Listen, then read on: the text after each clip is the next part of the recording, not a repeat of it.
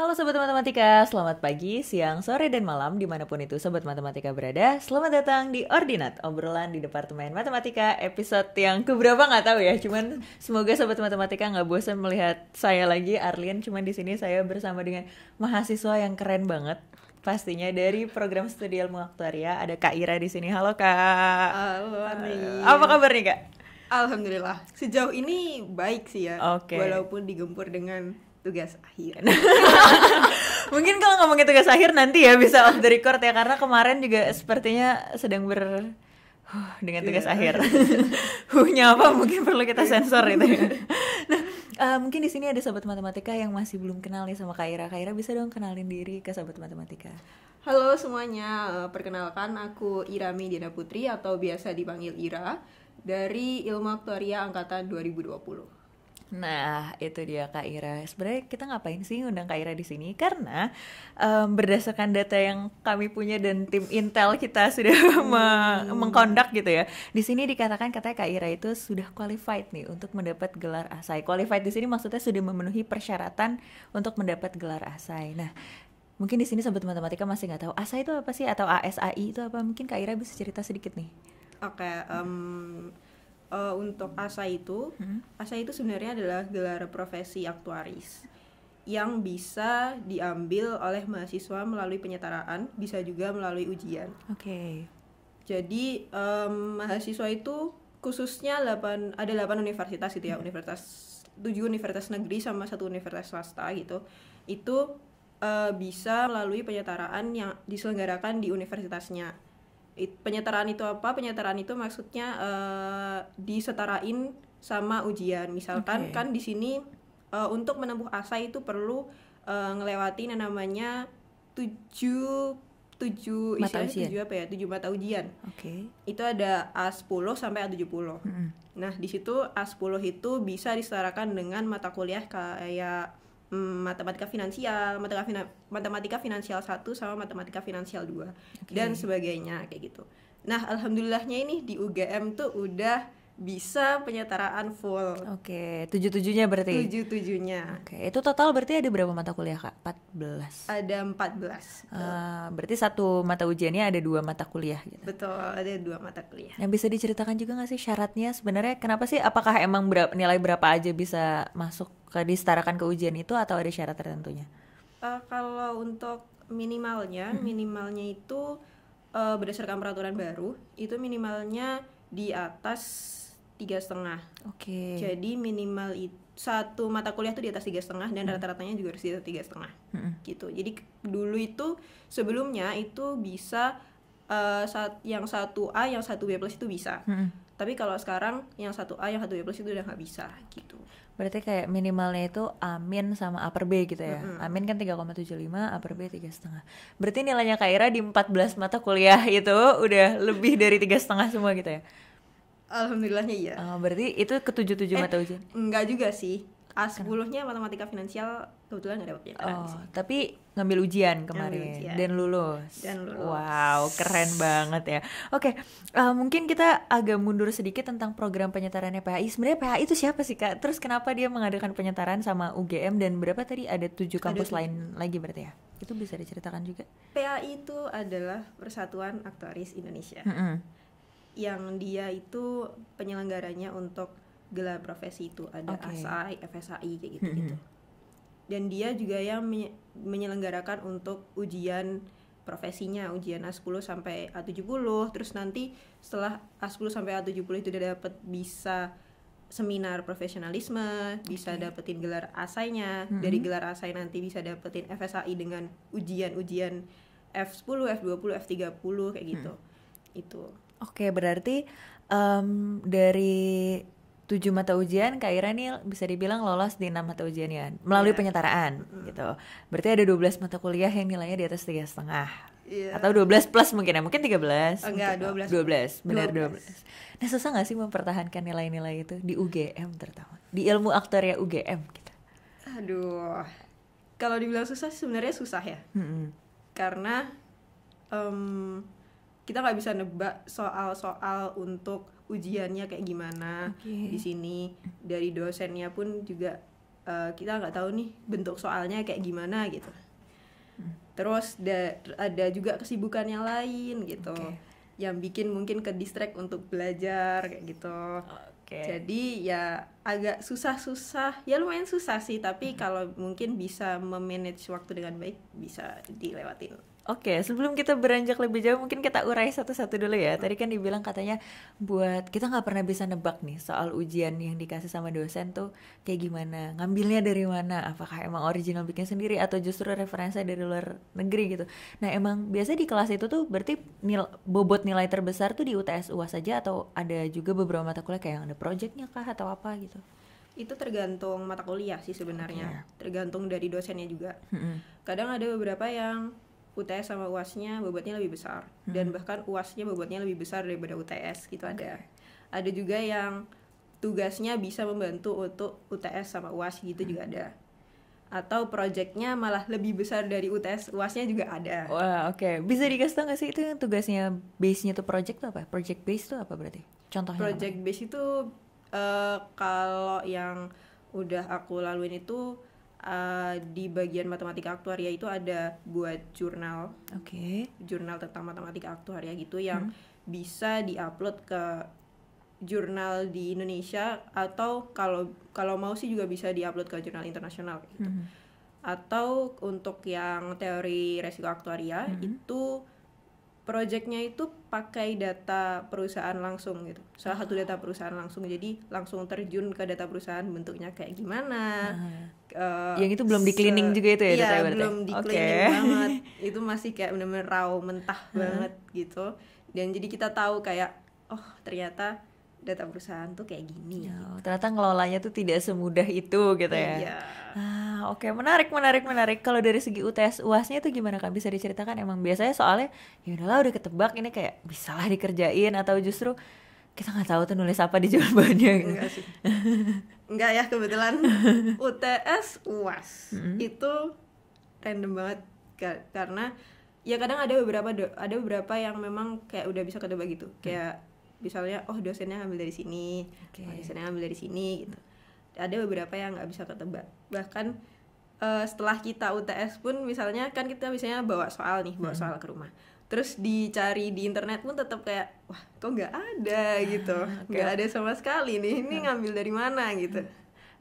Jadi emang benar-benar kita juga nggak tahu dapat dari mana, dan nggak tahu tuh ya pas lagi di hari hujan kok bisa gini soalnya gitu. Betul. Oke, menarik banget ya. Ternyata memang tidak semudah itu untuk mempertahankan nilai-nilai. Ditambah tadi katanya ada kesibukan lain di luar akademik, bisa diceritain juga nggak tuh Kak, apa aja? Kalau kesibukan sih kebetulan aku ngambil Himaria di angkatan pertama. Itu jadi salah satu anggota humas. Mungkin koordinator humasnya nonton anaknya Mbak Kurot yang ya begitulah gitu. Begitulah tuh apa tuh maksudnya? Lumayan sibuk ya karena Mbak Kurot nih ya bisa dibilang memberi kesempatan untuk anak-anaknya semua bisa jadi MC gitu. Jadi semua itu benar-benar dipaksa untuk jadi MC. Bahkan nggak sekali 2 kali gitu buat jadi MC gitu. Ya dapat sih pengalamannya. Terus habis itu yang kedua di Himaria angkatan kedua juga jadi sekretaris eksternal. Terus eventnya ada ASIK jadi sekretaris juga, ASOK jadi sekretaris juga.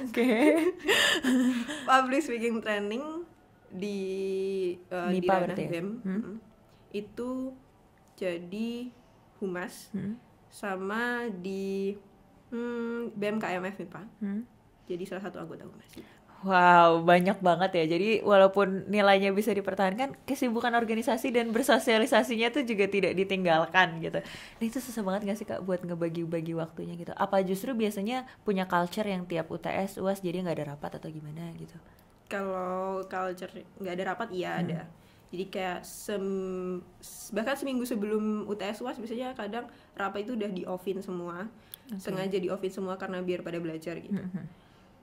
Terus habis itu kalau untuk gimana ya, susah-susahnya antara organisasi nih sama misalkan tiba-tiba besok kuis gitu, tapi kan nggak semua prodi atau nggak semua orang bisa ngerasakan besok kuis gitu. Nah itu susah banget nggak sih bagi waktunya? Atau kayak gampang lah, EZ udah biasa kayak gini. Itu sebenarnya agak ini ya, agak gimana ya bilangnya ya, karena waktu misalnya rapat gitu ya, ada rapat terus besoknya ada kuis, pernah tuh kayak gitu. Nah itu kadang aku bisa di saat rapat itu baca materi. Jadi rada-rada disambi ya sebenarnya. Iya, disambi ya sebenarnya, ini agak salah ya. Karena harusnya mendengarkan rapat malah tapi malah nyambi buat kuis gitu. Cuman mau gimana lagi ya? Cuma mau gimana lagi gitu. Sama ini gak sih Kak, kan sebenarnya Kak Ira nih sudah dikenal banget ya, terutama di lingkungan aktuaria. Buat sobat matematika yang nggak tahu, sering banget disebut-sebut wah Ira Asai gitu. Teman-teman tuh selalu rame banget pada ngomong kayak gitu. Dan biasanya menjelang kuis tuh sering ditanya-tanyain juga nggak sama teman-teman, kayak teman-teman minta ajarin apa atau kayak bahas bareng, kelompokan, kerjain soal bareng gitu. Kalau minta diajarin tuh biasanya bukan ke arah kuis, ujian gitu sih, lebih ke arah tugas. Kalau tugas tuh kadang ada beberapa yang nanya, cuman kan aku juga kayak nggak 100% tahu gitu ya. Yang kayak misalnya ada soal ini terus aku tahu ini, kadang aku beberapa ada yang nggak tahu juga. Nah itu biasanya kalau misalnya nggak tahu ya aku jawab nggak tahu, tapi terus biasanya aku tanya ke temen. Ada partnerku yang kebetulan emang kadang aku juga sering nanya-nanya ke dia gitu. Sebut aja tuh namanya, siapa tuh? Waduh, namanya Elizabeth. Liza. Jadi dia memang kalau misalnya aku nggak tahu kadang diskusi gitu, kita berdua tuh diskusi gitu gimana nya, atau kadang dia yang tahu aku nggak tahu, dan sebaliknya kayak gitu. Kayak gitu. Jadi ya udah, kalau misalkan tugas sih ya memang kayak gitu. Kalau ujian sih biasanya belajar sendiri-sendiri, dan kadang aku tuh bukan tipe orang yang bisa belajar bareng-bareng. Emang kalau lagi belajar tuh sendiri gitu ya, butuh fokus. Oke, menarik banget ya. Sebenarnya aku tuh tiap di baca-baca gitu ya di WA gitu, tiap ada yang bilang Kak Ira Asai terus rame di grup aktuaria UGM itu kayak geleng-geleng selalu. Keren banget. Nah ada nggak sih Kak tips buat para sobat matematika di luar sana, atau buat aku sendiri gitu sebagai adik tingkatnya, supaya bisa mempertahankan nilai-nilai, aktif juga di organisasi atau apapun itu? Apa ya, motivasinya sebenarnya untuk belajar sih yang penting pinter-pinter untuk nyari waktu aja gimana. Kayak misalkan kebetulan aku nih sebenarnya orangnya salah satu orang yang suka banget main ya, jadi nggak betah untuk di rumah gitu. Jadi sering keluar gitu. Sering keluar. Cuman waktu kuliah itu, waktu kuliah offline sih lebih tepatnya, waktu di semester 5 itu, kadang kalau misalnya dia jam main, kalau misal ternyata targetku di hari itu belum capai gitu ya, itu biasanya akhirnya aku mengalahkan untuk nggak main dan aku pulang gitu, untuk mencapai targetnya itu. Kayak gitu. Jadi intinya sebenarnya tahu prioritas gitu ya, mana yang harus didahulukan, pasang target. Berarti emang bikin daily target gitu atau gimana? Sebenarnya nggak daily juga sih, cuman kadang kalau misal tiba-tiba ada tugas atau memang yang mengharuskan kayak ternyata aku di kelas nih nggak paham gitu, kadang itu aku pasang target juga, harus belajar gitu. Oke, jadi nargetin diri sendiri, terus komitmen sama targetnya itu, jangan ditinggalin gitu ya. Oke, terakhir banget. Aku nggak tahu ini agak sensitif atau enggak, tapi Kak Ira sendiri tuh ngevote penyetaran atau ujian sih? Aduh. Sebenarnya agak takut ya ngevote ini. Tapi menurut Kak Ira prefer mana gitu? Kalau prefer sih untuk saat ini ya, kalau saat ini penyetaraan. Kenapa penyetaraan? Karena ujian itu kalau mulai dari periode kemarin aku ujian A10 yang tahun berarti tahun berapa ya? Tahun 2022 setelah pandemi, itu soal-soalnya udah beda dari periode-periode sebelumnya. Jadi kemarin itu waktu ujian A10 aku sempat kaget karena 50% soalnya beda daripada periode-periode sebelumnya. Yang dimana biasanya sebelum pandemi itu ujiannya periode sebelumnya itu hampir sama gitu, paling cuma diganti angkanya doang gitu. Nah ini sekarang beda, dan memang setelah aku tanya ke teman-teman yang baru banget kemarin ini ujian juga, itu juga memang soalnya udah beda gitu. Jadi untuk kesempatan untuk bisa lolos ujian itu ya lebih bisa dibilang lebih ya nggak bisa dibilang lebih sedikit juga, cuman kayak lebih baik mengejar penyetaraan gitu daripada ujian. Karena kan kalau semisal ujian nih kita bayar 300.000. Kalau semisal kita nggak lolos nggak dikembaliin. Disclaimer dulu sebenarnya kalau semisal lolos itu dibalikin sama Depmat sama FMIPA gitu. 300.000 itu dibalikin. Tapi kalau semisal nggak lolos itu ya udah ketelan sama PAI-nya, kita sama PAI-nya gitu. Nah kalau semisal kan 2 kali nggak lolos kan 100.000 tuh kan lumayan ya gitu. Lebih baik mending penyetaraan yang cuman ya lumayan juga sih bayarnya 500.000 tapi ya setidaknya udah pasti lolos gitu kalau penyetaraan kan. Oke. Jadi sebenarnya selama kita punya privilege untuk dapetin penyetaraan, untuk ikut penyetaraan, ikutin aja gitu. Karena di ujian terlalu banyak hal yang tidak bisa diprediksinya. Gitu kali ya. Oke, terima kasih banyak sobat matematika yang telah menyaksikan episode Ordinat kali ini hingga akhir. Terima kasih banyak sudah menonton dan jangan lupa untuk follow semua media sosialnya Departemen Matematika. Sampai jumpa di Ordinat episode berikutnya. Dadah.